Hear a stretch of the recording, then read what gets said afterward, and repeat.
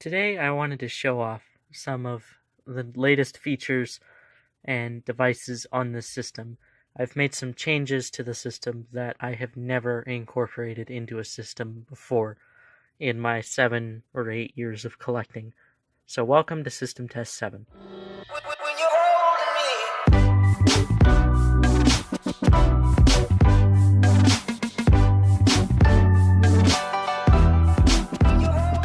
Today concludes the 4-video saga of new notification appliances. I did upload the unboxing video for this device, so if you want, go ahead and check that out. And so we're not going to start at the panel today because the big surprise is within the panel. So we're going to need the keys to start today. Beginning up here on the wall, we have the Harrington Signal RMS1P key-only station. It's the key activation variant of the RMS1T RSGT bar. So instead of the actual handle, it has a front fascia. Up here, we have not a Siemens UMMT, but a UMHU MCS. It is the multi-candela version of the UMHU, which is basically a slightly higher pitched variant of the horn tone on the UMMT. So right now it's set to low volume, code 3 at 30 candela. You can't see it on the window, but yeah, it's there. So you'll see the reason why I need this key station for this test. It's going to be unlike any other test I've ever done. So here we go.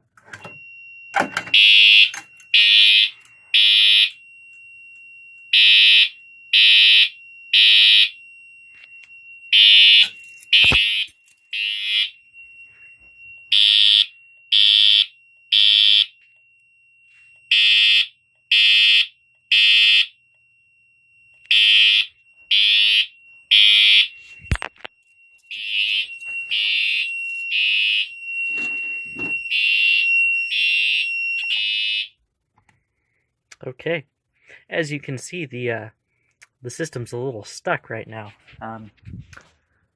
The station's closed, so that means that somewhere along the line, the system's now latching. Yes, the system is completely latching. So I'll go ahead and explain that here. Let's go ahead and do a system reset, and I'll go ahead and actually put the keys in the station so I can demonstrate it a little further here in a moment. I can get the right key out. So we'll save that for later. So what I have done is I have unfortunately had to remove the battery backup unit for the sake of this new feature. However, I'll reincorporate it somehow. What I did is I installed this 12-volt vehicle relay. So it's got the standard 4 pins, and the way that it's wired up is it's wired to itself. So when it latches, the only thing that could interrupt the flow of current is through the reset switch, which was most commonly used on my smoke detectors, which, by the way, I have disconnected this device from the system. It's just sitting there now. It was a waste of current draw, so it's no longer connected anymore. That said, I added another switch to the panel. And what this does is I found in doing the single relay latching circuit that when I built the reset switch, that if I had the switch set to off, I could override the relay and create a non-latching circuit that still tripped itself. So what this allowed me to do is to create a walk test feature for the system. In flipping the switch up, it engages walk test and bypasses the relay and makes the system non-latching like it used to be. So we'll put it into first stage, silenced.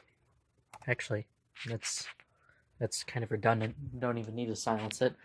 And what this is going to do now is the system is only latching for however long the station is open. This puts it into somewhat of a walk test mode. And, of course, you could do an audible walk test if you wanted to. It's completely up to your discretion. But when you re-enable this, it allows the system to go back into a latching state. So if we go ahead and put that back into first stage, you can see the station's closed. It's physically latching. You can come there and acknowledge it, and you'll hear the little click when I push the reset switch. That's that relay that I have mounted, and everything is wired up into this second back box in here. So now I have added a latching circuit, and I've added walk tests to the system. So this allows me to do some pretty interesting things with the functions of this system. So I'll go ahead and leave everything silenced, and I'll leave the camera right here at the panel and go activate the key station so you can hear the relay click.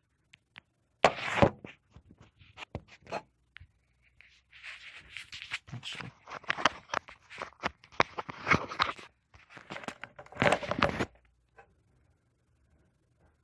so go ahead and activate the key station. And as you heard, the system activated. And then you come back to it, and you just do a simple reset. Now, there are a couple caveats with this. When you disable, or actually enable walk test rather, manual evac is not possible. You cannot activate manual evac. So that's an interesting feature. You can't even do it in second stage. Manual evac will not run in walk test. But when you turn walk test off, you can of course activate manual evac as per usual. One of the things I noticed, if it is in second stage, the system locks. So we're activating via manual evac, shutting evac off, we're stuck in latch. Go to first stage, manual evac, non-latching. So that was interesting. And I'm going to show you a really weird thing I found out. I'm not sure exactly why the system's doing this, so I'll have to work on it. It's actually kind of a bug with this latching circuit, and it involves the 2400. So I will leave the signals on, at least the visual ones. And we are not in walk test, and we are in second stage, so we'll go ahead and activate. Maybe. There we go. So we're activated. So we come over in silence. Oops.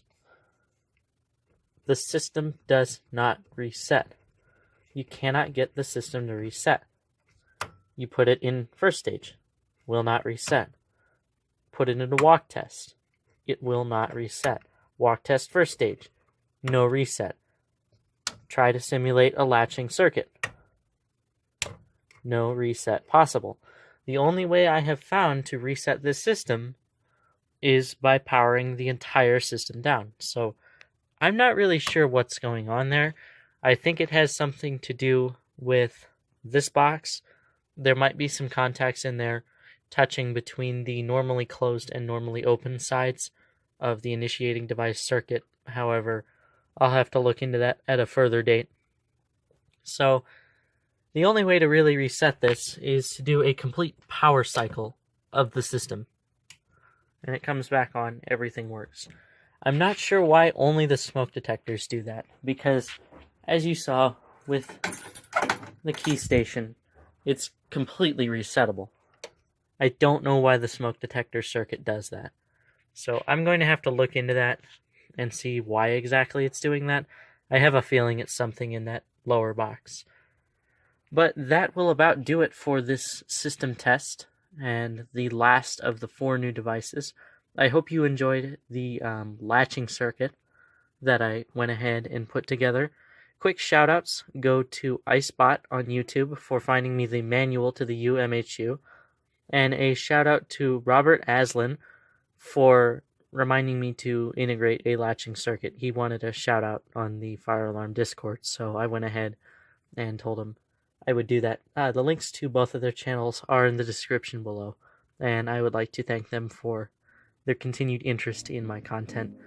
With all that said, that'll be it for the video. Thank you guys so much for watching, and I'll see you in the next one.